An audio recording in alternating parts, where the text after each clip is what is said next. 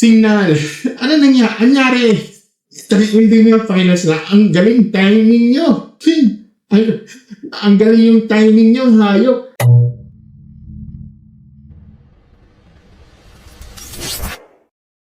Hello mga stars. Ay nako. Alam mo yun, parang kagagaling ko lang sa, alam mo yan, gagaling ako sa rendering, na post, ano ko na, nilagyan ko na yung schedule dito sa aking, sa YouTube studio. Ito ang bubungad sa akin, pagka-uwi ko, okay, masters, pagka-uwi ko, ito yung nalalaman ko dito. Ito naman, ano to, signal. Nakita ko itong advisory nyo, bakit?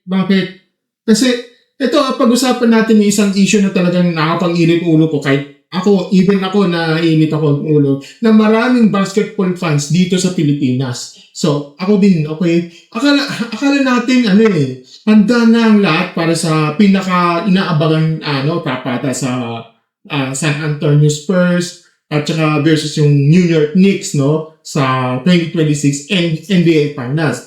Pero, teka lang, ito kasi, mukhang may plot twist yung itong Signal TV talaga. Hindi natin, hindi ko nagugustuhan yung mga ginagawa ninyo eh. Baka nga ba delay, o baka ngayon lang nag-abiso. Ito pag-usapan natin, no? Okay? So, let's do this. Ito, bago na natin, basahin muna natin itong mga official statement ng balita mula sa One Sports. Okay? Yung, One Sports, para malina natin lahat. Ito, sabi niya, Signal TV delivers primetime airing of the 2026 NBA Finals between the San Antonio Spurs and the New York Knicks at 7 p.m.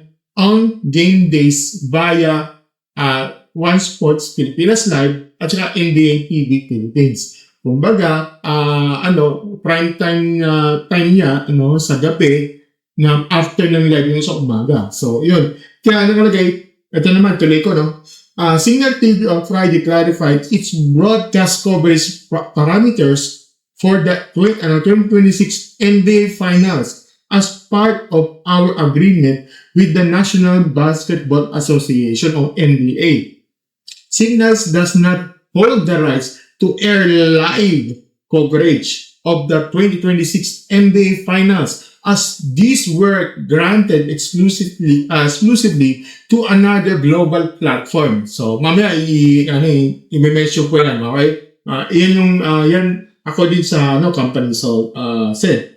No, the games will be aired on 7 p.m. on One Sports and the TV Philippines at saka Pilipinas Live app para sa mga gustong manood ng live. Kailangan nyo pumunta sa NBA, pumunta sa NBA League Pass, okay?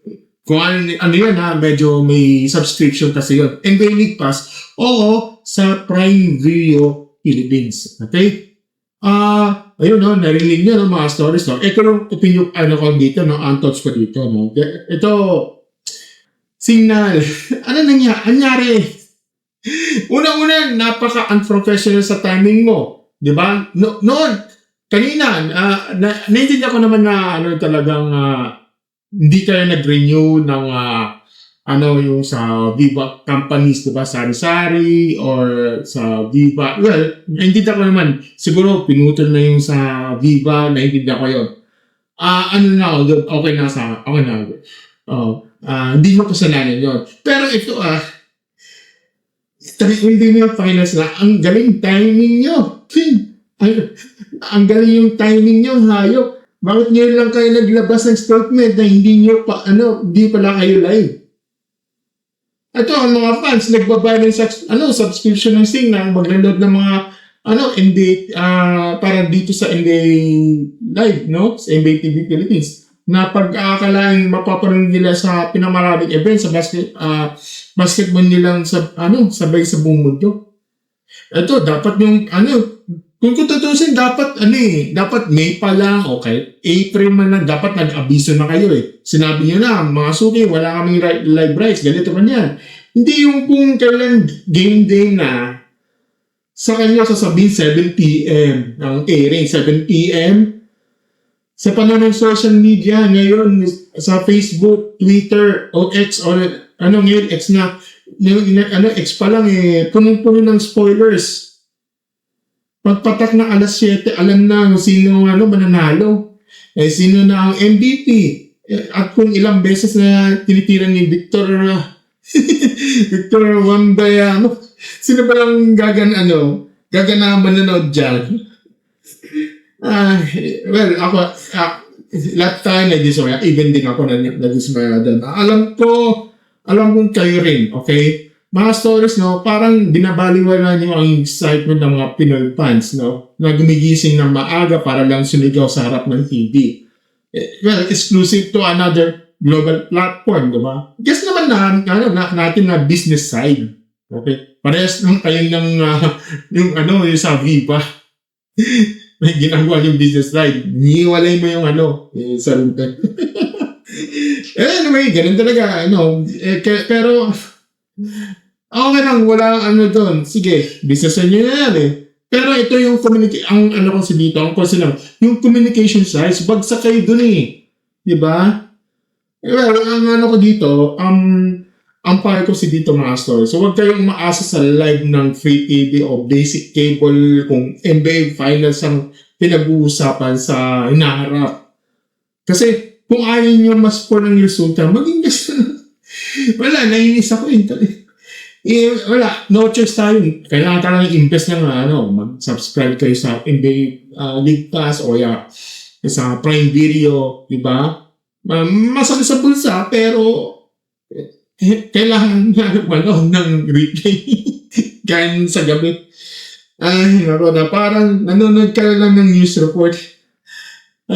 Para sa Signal naman, sana next, ito, sa mga, sa mga management ng Signal dyan, o MVP mo lang. Sana next time, maging transparent kayo sa mga maaga. Huwag yung kung kailan tapos na ang usapan, saka kayo magpapaliwanag. Hindi deserve ng mga Pinoy basketball fans na ganitong serbisyo. Diba? Kaya mga stories, ano masasabi nyo sa delayed telecast? Kahit delayed na ito. As of recording, nasa June 5, ay lalabas ko sa Sunday na. Diba? Well, kayo, anong masasabi niyo dito sa delayed telecast? Kahit sa mapapanood ba kayo ng 7 p.m. o mag-i-stream kayo kayo ng live, Comment daw below lang sa ibaba at pag-usapan natin.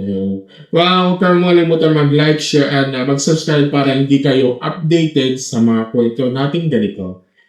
Muli, ito si Marky, as always. Thank you so much and have a great never-ending stories. Bye.